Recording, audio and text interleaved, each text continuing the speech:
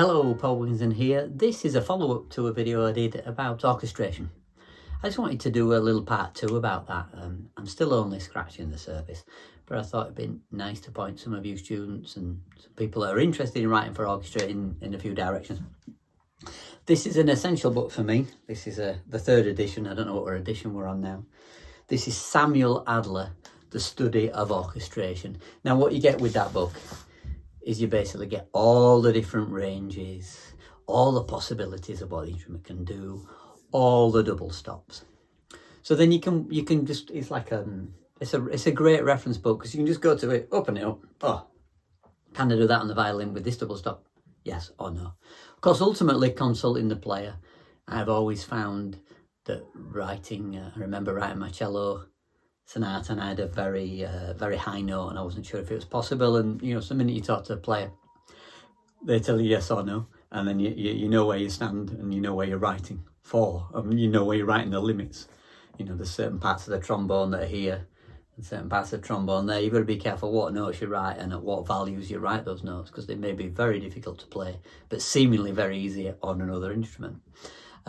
But my biggest tip for learning about orchestration, and I can only tell you this from, I never studied orchestration or composing at university. It was just, my old piano teacher had written symphonies and various oratorios and concertos and things. So this was long after I'd been, well no, I wrote my first piano sonata while I was still a student in about 2001.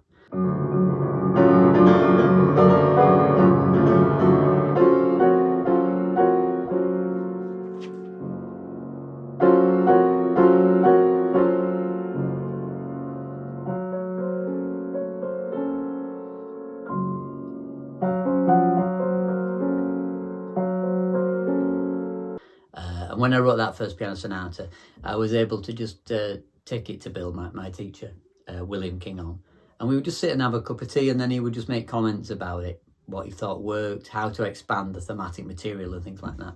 So conversations are great like that.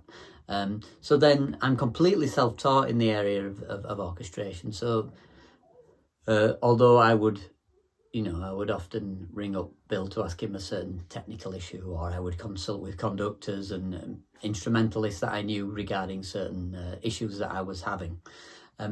But the best thing I found was just study scores. So behind me is just a little bit in this study up here of all my orchestral scores. So if we just grab whatever comes, what's this?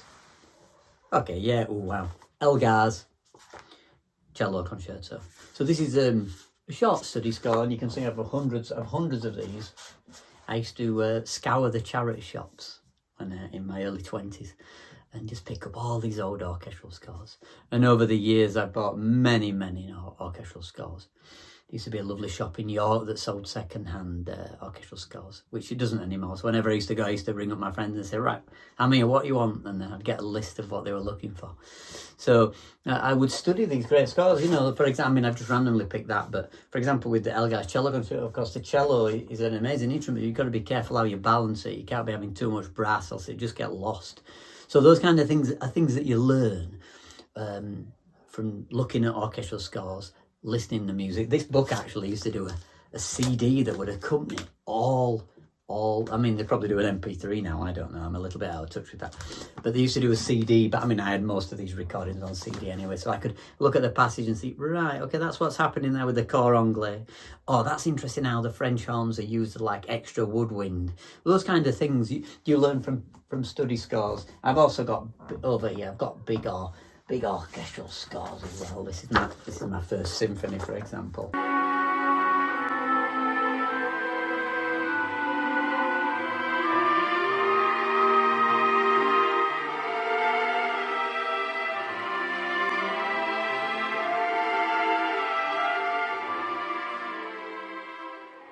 I've various other scores. I'm just stretching over. What can I find? Oh yeah. Seems like I'm biased with it, but here's Elgar's First Symphony, an amazing piece to study. I have all sorts over there. One of my favourite symphonies of all time. Sibelius' Seventh Symphony, an absolutely amazing work. So as you can see, I would just put my head in all these. These are all the old ones I would buy from the charity shop. Wonderful symphony, Schumann 4. So you can see all these scores. I learned so much from that. So that's my top tip, really. If you're writing for orchestra, look at the textures, look how the writing's achieved. If you're writing for a certain instrument, think about what you can and can't do. Because Sibelius will let you do anything. If you're using a scoring program, you'll just turn the brass down and the cello will cut through.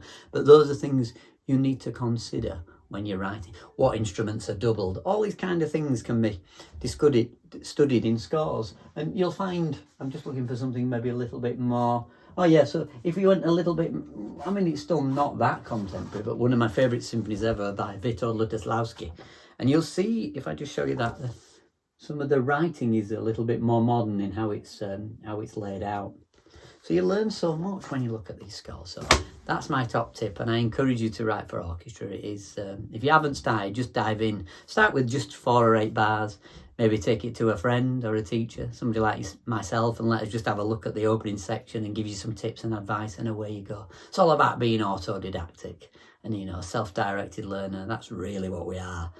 Behind all this charade of experience about that we live in, about teaching, and teaching is telling, it isn't really. You find that you own something when you find it and figure it out yourself. So there's a few tips. And I hope that helps, and good luck in writing and orchestrating some music. Bye for now.